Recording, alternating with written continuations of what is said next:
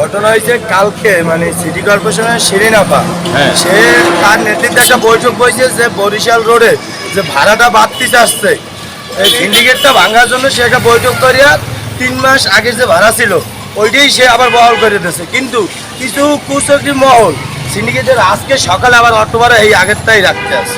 এই চৌমোটা তো বটতলা রাখে 10 টাকা করে। আমাদের দ্বারা একদম ভিডিও স্বরূপ প্রমাণ আছে। আমরা তাই আজকে তোমরা কি চাচ্ছ? আমরা চাচ্ছি আগের ভাড়ায় থাক, 5 টাকার ভাড়া 5 টাকাই থাকবে। মানে চৌমাথা থেকে বটতলা পর্যন্ত যে ভাড়া আগে ছিল ওই ভাড়াটাই, এটা না সমস্ত রোডে যেই ভাড়া নির্ধারিত ছিল ওই ভাড়াই আবার থাকবে, থাকবে। ওই ভাড়াই চলবে। শুধু শিক্ষার্থীদের জন্য না, সাধারণ মানুষের মানুষের জন্য জন্য। ওই ভাড়াই হচ্ছে নির্ধারিত থাকবে। আমরা চাচ্ছি এটা। কিন্তু অনেকে দেখি 700-750 টাকা বলে। আমারটা বাড়ায় না, কিন্তু বাড়াইবে আর কি। আচ্ছা, মানে বিদ্যুতের বিল বাড়ছে তো এই জন্য বাড়াইবে। এই গাড়ি ভাড়া বাড়বে কেন? বিদ্যুতের বিল বাড়বে। বিদ্যুতের বিল বাড়লে মালিক দিতে হয়, মালিক দিলে আমার কত ভাড়া আবার বাড়ায় নেবে। তাই 600 টাকা 700 টাকা নেবে, 4 লাখ টাকা। 1.5 লাখ টাকায় কেনা একটি ইজি বাইক বর্তমানে মালিককে জমা দিতে হয় 600 থেকে 700 টাকা। আমি ভাড়া চালাই গাড়ি কত ভাড়া দিচ্ছেন? 650, 650। এই গাড়িটার দাম কত? 2,60,000।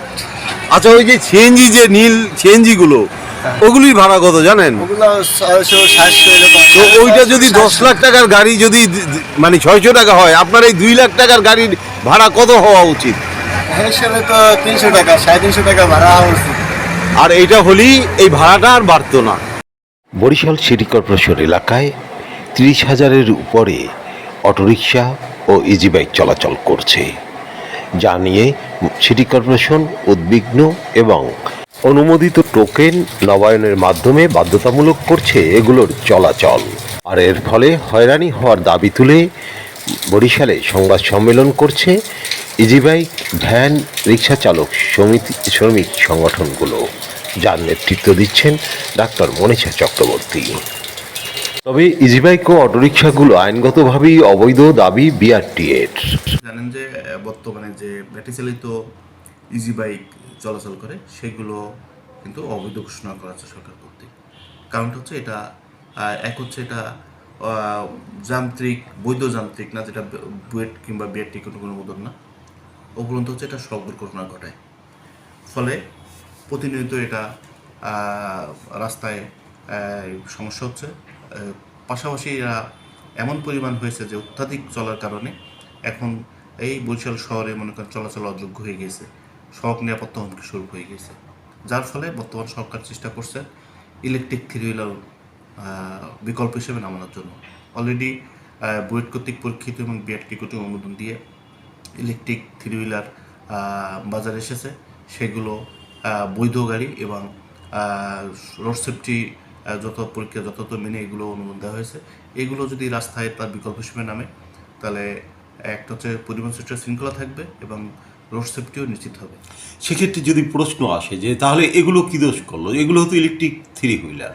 এগুলো বর্তমান যে থ্রি হুইলারগুলো আছে সেগুলো কিন্তু অনুমোদিত না, কারণ এগুলো হচ্ছে সড়ক দুর্ঘটনা ঘটায়, এগুলো হচ্ছে সড়কে যানজট তৈরি করে, এগুলো যথাযথ পরীক্ষা করেনি এবং এটি ভেহিকেলের সংজ্ঞার মধ্যে পড়ে না, যার কারণে কিন্তু এগুলো অনুমোদন দেওয়ার কোনো সুযোগ নেই।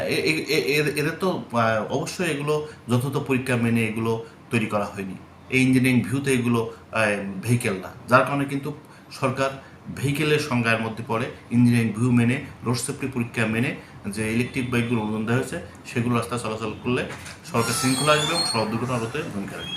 কিন্তু এদের যে নেতারা তারা কিন্তু দাবি তুলতেছেন যে হাইকোর্ট আমাদের অনুমতি দিয়েছে। এটা হাইকোর্টের বিষয়টা বলতে পারবো না, হাইকোর্টটা কি বলে সেটা আমার জানা নেই। তবে আমাদের বক্তব্য হলো যেহেতু এটা বিআরটি কর্তৃক অনুমোদন না, সরকার কর্তৃক অনুমোদন না, সেই হিসাবে এগুলো রেজিস্ট্রেশন দেওয়ার কোনো সুযোগ নেই। বিআরটিএ কর্মকর্তার স্পষ্ট দাবি, ইজি বাইক অটোরিকশাগুলোর রেজিস্ট্রেশনের কোনোই সুযোগ নাই। তাহলে ডাক্তার মনীষা চক্রবর্তী ও তার সংগঠনের যে আন্দোলন, তার কি অবস্থা হবে? কি অবস্থা হবে প্রায় 60 লাখ শ্রমিকদের, যারা ইজি বাইক চালিয়েই জীবিকা নির্বাহ করছেন? আরিফ আহমেদ, বরিশাল।